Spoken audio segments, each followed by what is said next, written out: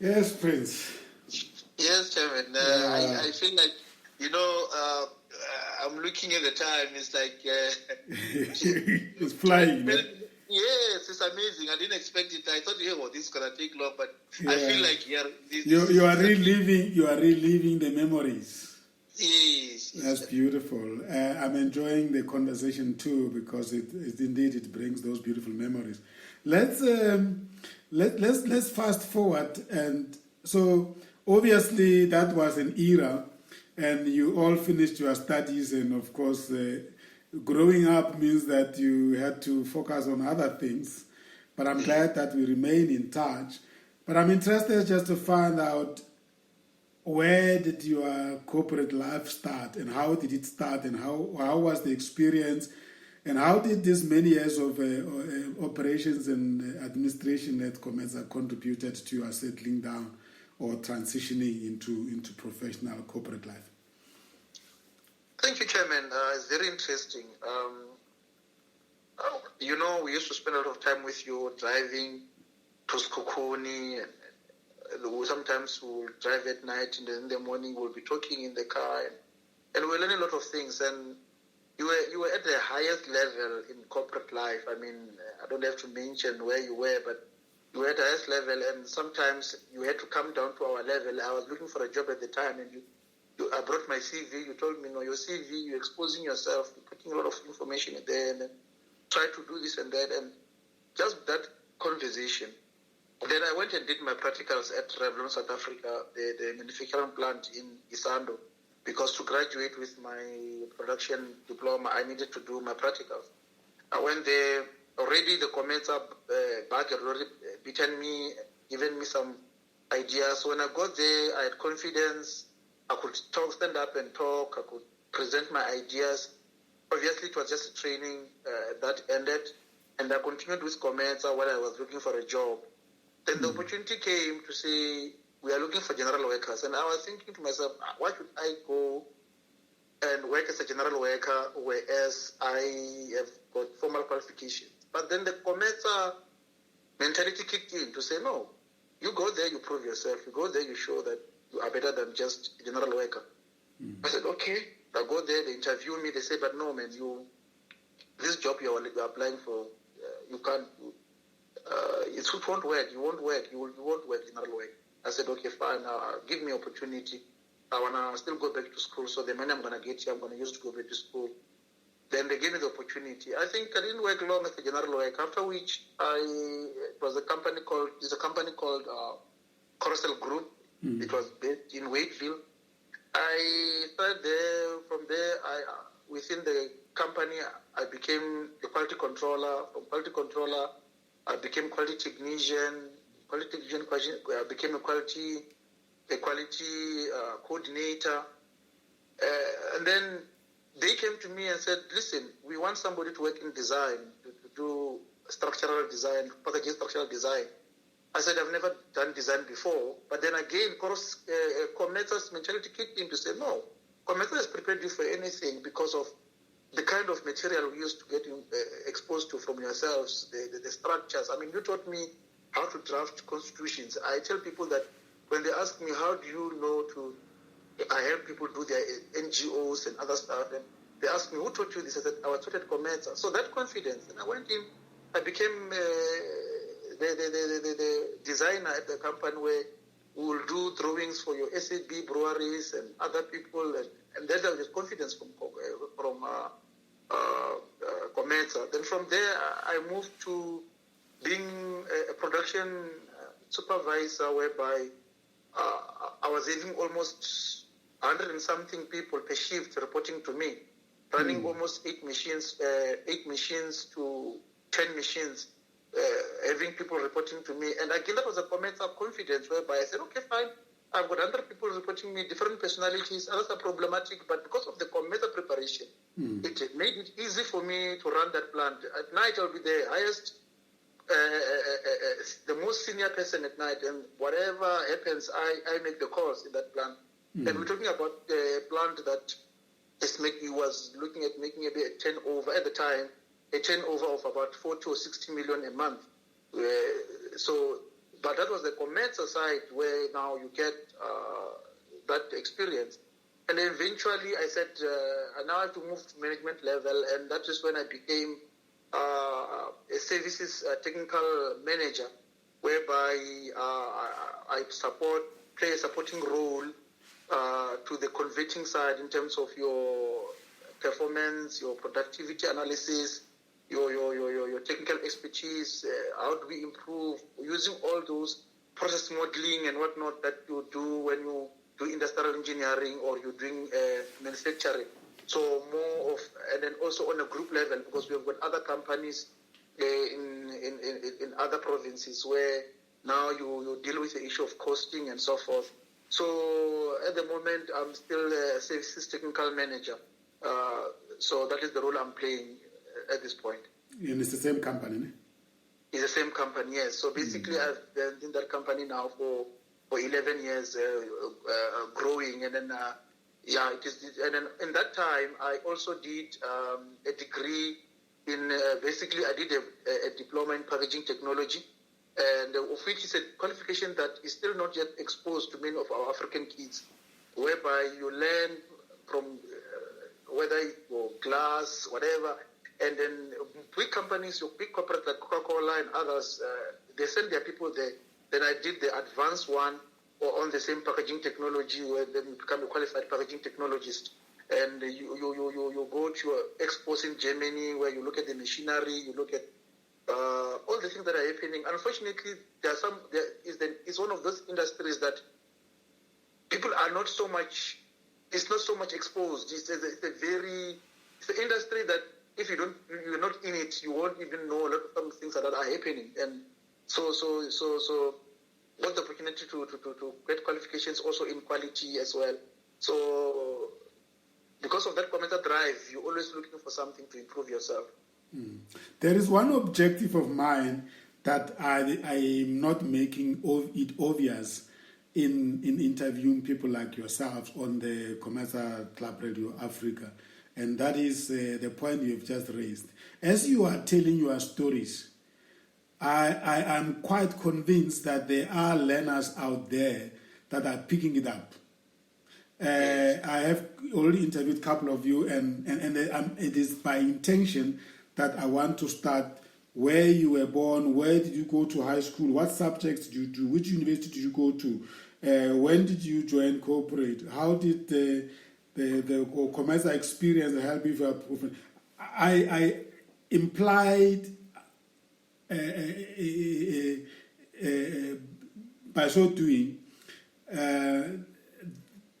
to give free career guidance to the children listening or their parents listening, so that they actually get that insights. Thanks for raising that point. That career professions like packaging technology, people may not know about it because it's too much out there, it's hidden, and you are bringing it out as ordinary people growing up in the rural areas and coming to COMETSA, and then through the coaching and mentoring at COMETSA and finding yourself comfortable to sit in front of people interviewing you, and just out of that confidence, people giving you the opportunity, and then you grabbing it because you know that it's an opportunity of a lifetime, you want to make a difference, but you have the right attitude to do that. Thanks for raising that, because we don't state it and we don't get people calling and say you have helped me, but we know that it is making impact. No, it's amazing, Chairman. It's amazing because you'll go to conferences and you look around the table and you feel like, hey, you know what? Maybe we are also failing. We need to go back and tell the kids that there is these things. And you tell someone that, listen, there is a team going to Japan. We're going to be commissioning machines worth this and this and that. These machines can do 1, 2, 3, 4. And then these people just say, I just open the technology. And I realize that it's also a fault. Hence, maybe when we go further in the interview, we will talk about that, because of COMETSA really influenced our thinking big time, Chairman. Wonderful. That's good to hear. So what is your current or desired relationship with COMETSA and your former peers and village and town of your birth? It's 3 questions in one. I just want you to touch. Do you have any ambition? I would like to believe that you are in touch with your former peers at COMETSA, and you have been in touch with me, but I'm asking you on behalf of the organization. Do you have any desires in terms of how do you, after investing so much in COMETSA of your time, is there any idea of how you want to proceed? But also I want to also find out, do you have any ideals that you want to follow in terms of empowering your own town or village where you were born, or you have become a Gautenger all out? No, I'm very happy you asked that question, Chairman. I've established the Prince Leshiba Rural Education and Sport Foundation. Wow, congratulations. When was that? Last year already. I just got the certificate because of this. I think we received it somewhere around March, but I went to the Social Development Department last year to register it. We were already doing things on the ground. So basically the objectives of the foundation is to purposely focus in the farming communities and the rural areas. And we're focusing mostly on education in terms of career guidance, but not only career guidance, but also in terms of sport, starting to expose children to golf. I play golf. I was told by somebody when I was young, this person asked me and the son to say, if you were not playing soccer, what would you play? And I said golf, and that person responded and said, you can't play golf if you're a cheap somebody. Those words stuck with me. They were hateful, but they stuck with me. And I made the point that when I got the opportunity to play golf, I always make a point to tell people, listen, there's also a cheaper way to play golf. I know everybody, they think golf is for rich people, of which is true, it's an expensive sport.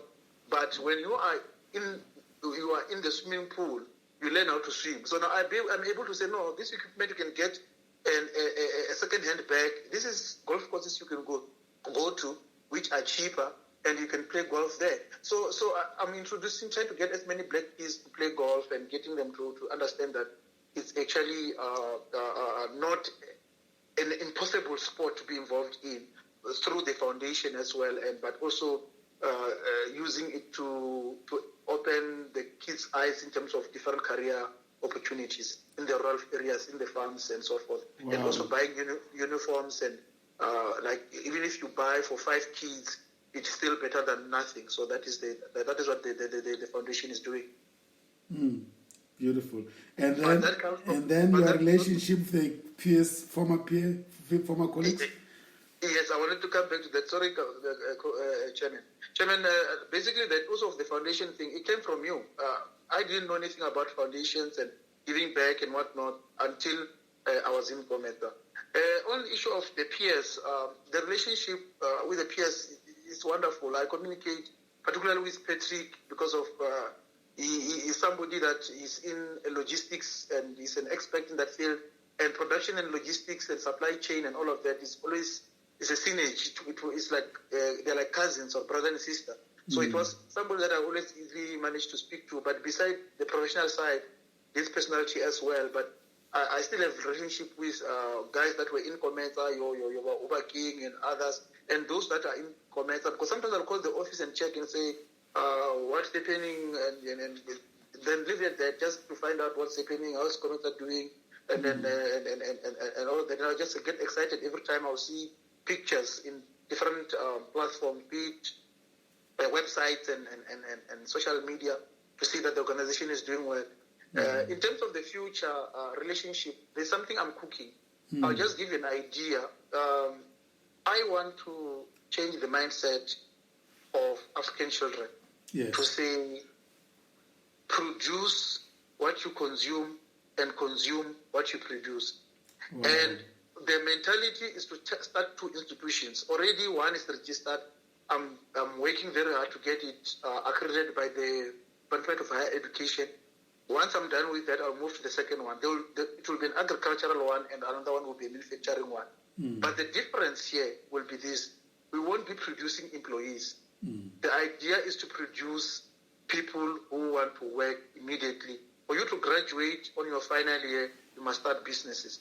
So we're not going to be focusing, and it's not going to be a formal university system whereby we spend too much time on theory, but it will be like a very COMETSA approach, in the sense that with very minimal resources, big impact and action. Impact and action. So let me give an hypothetical question. People use cooking oil at home in the villages. Yes. But do they even stop sometimes and say, how do you make cooking oil? How do you manufacture cooking oil? What are the safety aspects of cooking oil? Or what do you test on cooking oil? If we want to start a manufacturing plant in the village, a small manufacturing plant in the village, what could be its capacity? What equipment do we need? Do our kids think like that? Do our kids see a tomato sauce and say, how is it produced? Can we produce it? Can we make tomato sauce ourselves?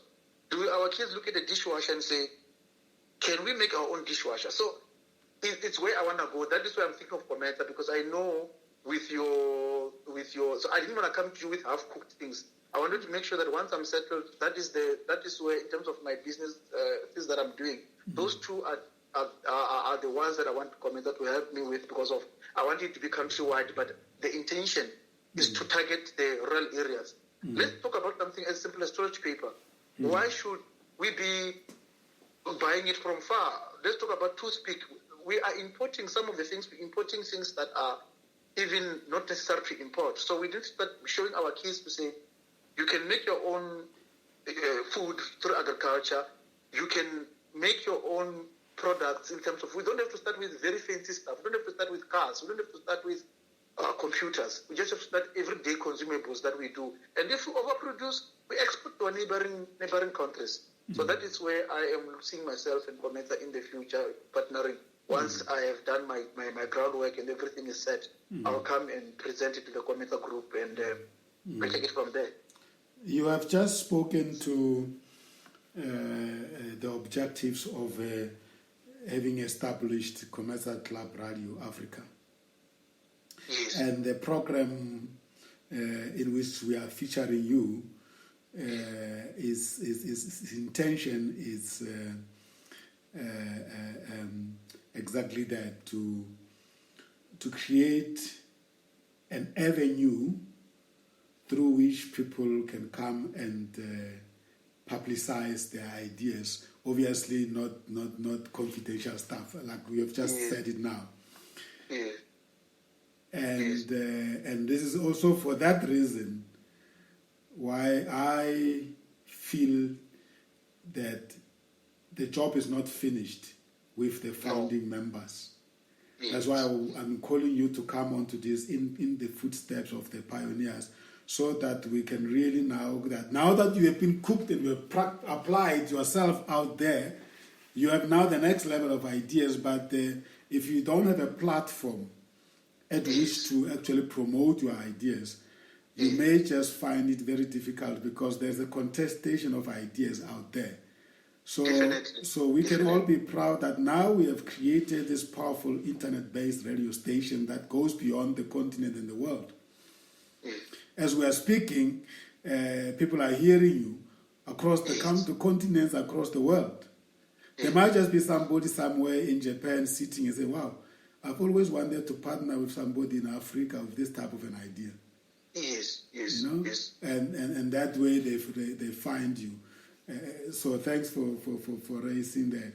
I want us to come back. I'm really fascinated by this talk, because we don't talk to fill up the slot on our radio station and our podcast. Yes. No, we interview you to exhaust everything that is inside you. I have a feeling that I'm going to extend your interview with the 4th episode and the last. And in that episode, we are just going to focus on 2 things. Yes. How this COMETSA Club Radio Africa can actually become a platform on which we can accelerate your ideas and your dreams. And secondly, how we can use COMETSA Friends and Supporters Club to maximize, multiply ourselves, and grow the family. Think about that. And then lastly, how we will then mobilize our former colleagues so they don't sit in the corner there thinking that they are not being invited. That's why the invitation said, this is an open invitation to the pioneers. And I want you to rally around the idea, the pioneers. It's a very powerful thing. Anybody who understands what a pioneer is, this is what it's all about. And it's got nothing to do with the education level of each of your peers. We can also conduct the interviews in Venek. But I want the world to hear you, and that's why we're speaking in English. Yes, but we'll be back in 3 minutes, and you could be applying yourself to that, and then we'll wrap it up. We'll be back. Thank you. Sure. Thank you.